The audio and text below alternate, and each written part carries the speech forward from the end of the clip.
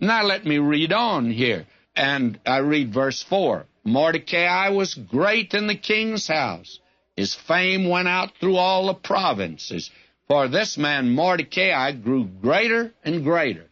And I have a Savior today. He's despised in this world.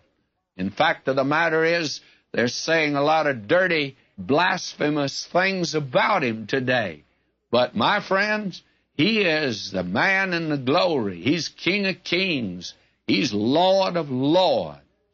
He is the lily of the valley. He's the one altogether lovely. He's the chiefest among 10,000. And someday he's coming. And we ought to get in practice of bending our knees to him and adoring him and praising him. It's very important. He ought to become sweeter every day. There used to be a hymn we'd sing. They don't sing it much anymore. At least I don't hear it. Sweeter as the days go by. That's the way it ought to be for you. Do you today rejoice more as a Christian than you did last year or 10 years ago?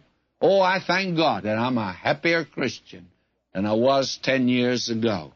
How wonderful it is. Now, let me drop down, all the way down, friends, to verse 20. And Mordecai wrote these things and sent letters unto all the Jews who were in all the provinces of the king Ahasuerus, both near and far. Some folk have written in and asked who wrote the book of Esther. Well, I said that at the end of the book we'd get at least a suggestion. Here it is. I think Mordecai wrote the book. Verse 26, Wherefore they call these days Purim, after the name of Pur. Therefore, for all the words of this letter and of that which they had seen concerning this matter, which had come unto them, the Jews ordained and took upon them and upon their seed and upon all such as joined themselves unto them, so that it should not fail that they would keep these 2 days according to their writing and according to their appointed time every year.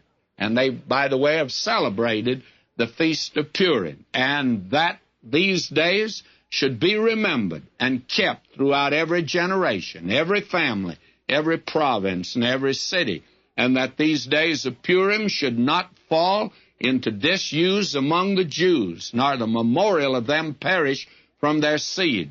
Then Esther the queen, the daughter of Abihail, and Mordecai the Jew wrote with all authority to confirm this second letter Purim. And again, I ask the question, did Mordecai write the book? I think he did. Verse 31 now, to confirm these days of Purim in their times appointed, according as Mordecai the Jew and Esther the queen had adjoined them, and as they had decreed for themselves and for their seed in the matters of the fastings and their lamentations.